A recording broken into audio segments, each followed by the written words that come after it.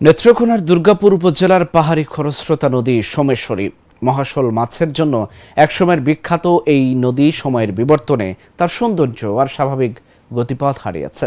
সোমেশ্বরীর বুক থেকে অবাধে বালু উত্তোলনের ফলে নদীটি মরা খালে পরিণত হয়েছে। তবে গত ১.৫ বছর বালু উত্তোলন বন্ধ থাকায় ধীরে ধীরে নদীটি প্রাণ ফিরে পাচ্ছে। নেত্রকোনা থেকে দিলওয়ার হোসেন তালুকদারের পাঠানো তথ্যচিত্রে ডেস্ক রিপোর্ট। সোমেশ্বরী নদীতে বর্তমানে নানা প্রজাতির মাছ পাওয়া যাচ্ছে, অন্যান্য জলজ প্রাণীরও দেখা মিলছে। স্থানীয় বাসিন্দারা প্রতিদিন নদীতে ছোট ছোট নৌকায় বসে মাছ ধরছেন। নদীর চর থেকে কয়লা আহরণ করছেন খেটে খাওয়া শ্রমজীবী মানুষ। বালু উত্তোলন বন্ধ থাকায় নদীতে ড্রেজার নেই, ফলে বিকট শব্দ নেই। স্বস্তিতে বসবাস করছে নদী তীরের মানুষ। নদীর নয়নাভিরাম সৌন্দর্য ফিরেছে। নদীতে জীববৈচিত্র্য ফিরে আসায় জনমনে বিরাজ করছে প্রশান্তি। কাশবনের উকি দিচ্ছে এবং রূপ লাবণ্যের উকি দিচ্ছে এবং সে সবুজ কিছুটা দেখা যায় এবং আমাদের মাছেদের আনাগোনা হয়তো দেখা পাবো। এখনও বোধ আমাদের সেই ডিজেলের গন্ধটা পান থেকে যাই নাই, আমরা মাছগুলো এখনও পাই নাই, সে মহাশোলের গন্ধ, সে আমরা লাচু মাছের গন্ধ এখনও পাই নাই। আমরা হয়তো পাবো এই স্বপ্ন যদি আমরা এই নদীকে রক্ষা করতে পারি। এরকম এই নদীর রূপ লাবণ্য এবং সৌন্দর্য রক্ষার জন্য আপনাদের কাছে আমাদের অনুরোধ সবসময় থাকবে এবং আপনারা আপনাদের দৃষ্টিনন্দন চোখ, আপনাদের সুন্দর চোখগুলো যখন আমার চোখগুলি দিয়ে যখন আমার সমস্যা দেখবেন তখন আমার সমস্যা বেঁচে থাকবে। ১.৫ বছর আগেও সোমেশ্বরী নদী ছিল চারপাশে ড্রেজারে ঘেরা মৃত নদী, যেখানে দিনরাত ড্রেজারের বিকট শব্দ আর শত শত বালুবাহী ট্রাক লরি ছিল প্রতিদিনের বাস্তবতা। তখন মূলত নদী বলে কিছুই ছিল না। সোমেশ্বরী তখন ছিল ধুধু মরুভূমির মতো। পরিবেশের দূষণ ছিল চরম মাত্রায়। বর্ষা মৌসুমে নদীর দুপারে ভাঙনের মাত্রাও ছিল তীব্র। নদীতে বালু উত্তোলন হইতো, এখানে অনেক ড্রেজার থাকতো, খুবই যানজটের অবস্থা ছিল। তারপরে লোকজনের সমাগম অনেক থাকতো, কিন্তু এখন এই ড্রেজার বন্ধ হওয়ার পরে, বালু উত্তোলন বন্ধ হওয়ার ফলে এখন নদীর যে সৌন্দর্য এটা ফিরে এসেছে।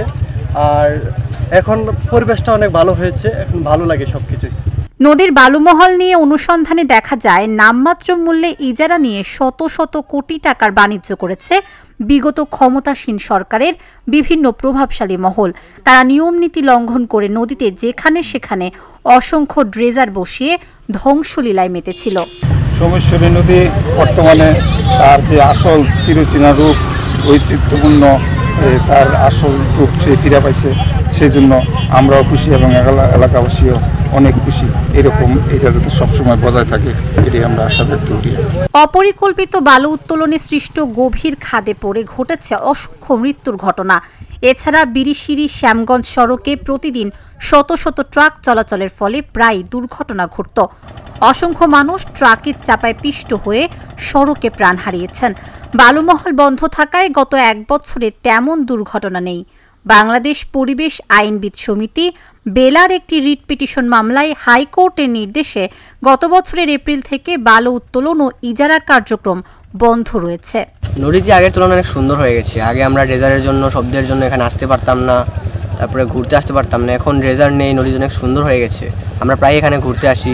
এখানে আমরা আসার পর আমরা নদীর ওয়েদারটা এমন সুন্দর যে আকাশটা দেখলে আমাদের মনটা জুড়ে যায়, অনেক সুন্দর। আগে ড্রেজারের কারণে আমরা আসতে পারি নাই, কারণ এখানে ড্রেজারের শব্দ আর বালুর জন্য আমরা গাড়ি ঘোড়ার জন্য এখানে আসতে পারি না। এখন ড্রেজার বন্ধ, তার জন্য আমরা এখন নদীতে আসতে পারি এবং অনেক সুন্দর। পরিবেশ কর্মীরা বলছেন নদী খেকোদের হাত থেকে সোমেশ্বরীকে বাঁচাতে হবে।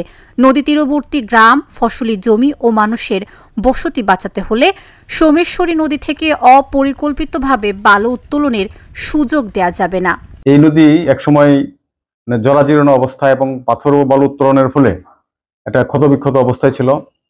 তো মহামান্য হাইকোর্ট কর্তৃক এই পাথর বালু উত্তোলন বন্ধ থাকাতে এবং সমস্ত ইজারা প্রক্রিয়া বন্ধ থাকাতে সোমেশ্বরী নদী এখন আগের রূপে, নবরূপে ফিরে এসেছে এবং প্রকৃতির যে একটা নদীর যে বৈচিত্র্য এবং এখানে মাছের এবং বিভিন্ন জীববৈচিত্র্যের যে একটা সৌন্দর্য সেটা ফিরে এসেছে এবং পর্যটকদের যে আকর্ষণীয় যে নীল পানি এবং স্বচ্ছ স্রোতধারা সেই পূর্বের ন্যায় আমরা আবার দেখতে পাচ্ছি।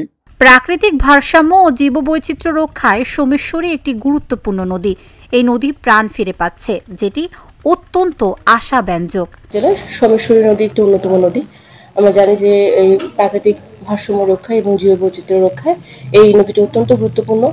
আমরা জানতে পারছি যে আমাদের জীববৈচিত্র্য ফিরে এসেছে, এখানে মাছ পাওয়া যাচ্ছে এবং অন্যান্য যে জলজ বিষয়গুলো রয়েছে সেগুলো খুবই আনন্দদায়ক। আমার মনে হয় যে সে আমাদের দুর্গাপুরবাসীর জন্য খুবই আনন্দদায়ক একটি বার্তা এটি। সোমেশ্বরী নদীর বুকে সৃষ্ট ক্ষত চিহ্নগুলো ধীরে ধীরে সেরে ওঠায় নদী এখন তার রূপ ফিরে পাচ্ছে। স্থানীয়দের কাছে নদীর এই পুনর্জাগরণ যেন স্বপ্নের মতোই। নদী রক্ষায় সরকার সবসময় সচেষ্ট থাকবে, এমনটাই প্রত্যাশা সকলের। Dhaka journal, news desk.